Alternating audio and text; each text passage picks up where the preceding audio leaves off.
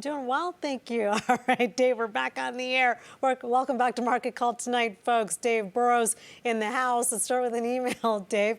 Art in Toronto on Walmart, looking for your long-term opinion on this company. Would you get in?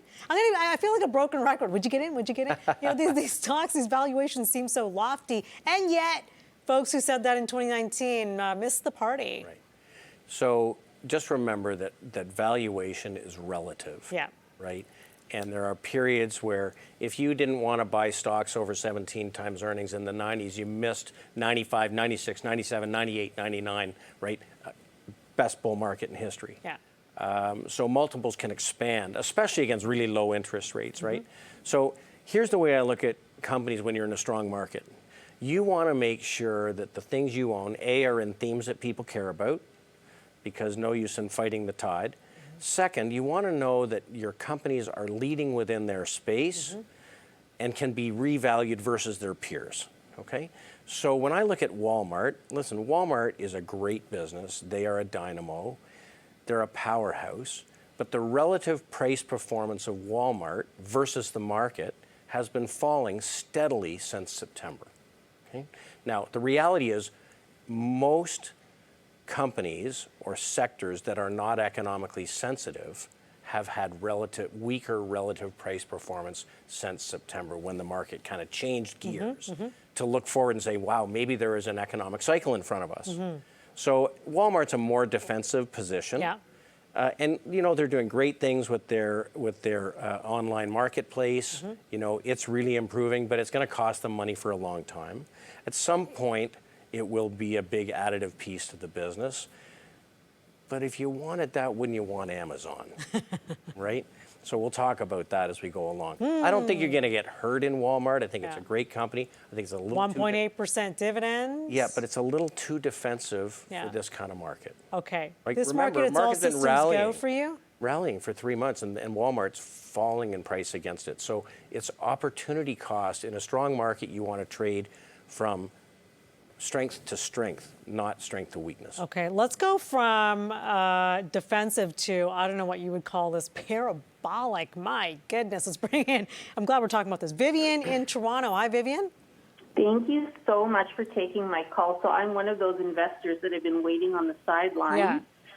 And nevertheless, you know, I'm looking at Shopify, and it jumped so much, but still I'm wondering, can I get in? And would you view it as a long-term hold, or is it just too expensive already? Okay. Thank you. We should have a banner running across the show tonight. Can I get in? That seems to be the question for every stock type. Viv, thank you.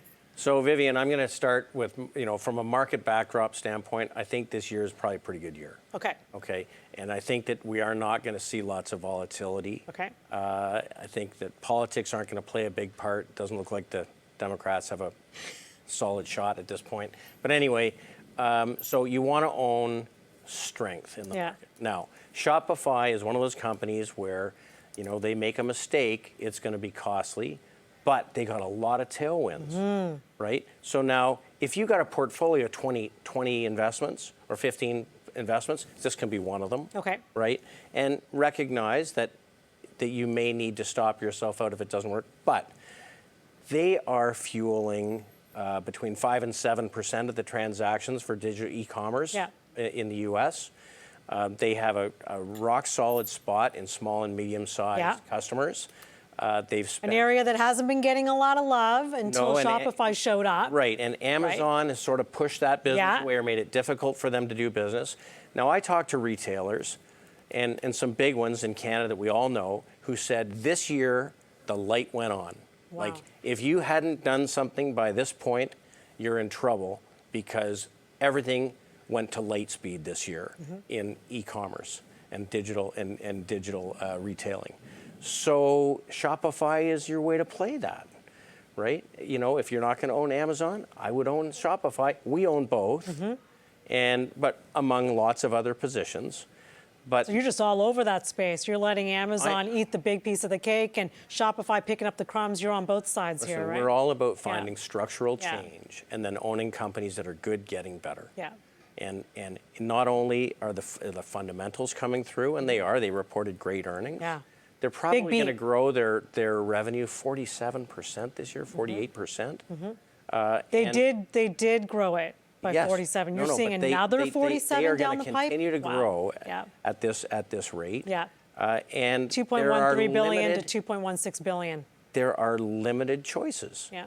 So if you believe that this move to e-commerce is going to continue, and it's hard to imagine it's not going to, then these companies really are companies that have the sponsorship of institutions who want to participate in this space. Okay, I got to hear you say it again. So the shares jumping the most in almost 4 years. It's at $706. Look, can You it can get in?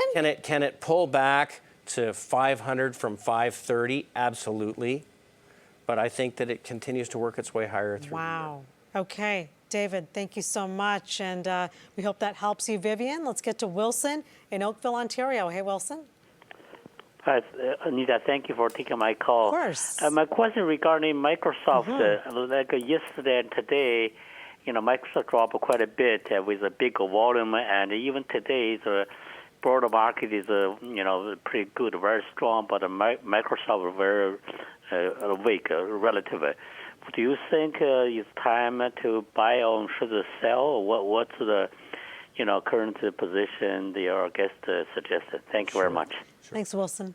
So, Wilson, another thing I'll say today is that the leaders within bull markets tend to remain the leaders. Right? And when a stock moves from 160 to 190, it's likely to check back. So when we say it's moved down a lot, it pulled back 4.6% off the highs top to bottom in the last 2 days. And look at, this probably should pull back a little bit. But there is no one else that has the opportunity that Microsoft has in the cloud, right? So they're doing remarkably well with their subscription-based software. But the reality is nobody else has an enterprise sales team and enterprise relationships like Microsoft. So they will likely grow their cloud business plus 30% a year for the next 5 years. You got that huge tailwind with Jedi. Amazon's licking its wounds over that. But so if you believe that we're in a decent market, and if you believe that technology is likely to continue to lead, these 800-pound gorillas can go a long way. And they might take a nap here and there, absolutely, but this is where you want your money, right? Keep in mind that it traded from sort of July through October in a range, and then it broke out with the market in October. The check back here is perfectly normal. That happens in bull markets. But I think that this over the next year, 2 years, 3 years is going to continue to perform well, unless they have a real misstep, but they've been executing really, really well. Yeah, cloud certainly seems to be a huge win for them. All right, Dave, another great segment. We'll come back to more of your phone calls, 1-855-326-6266 after this quick commercial break.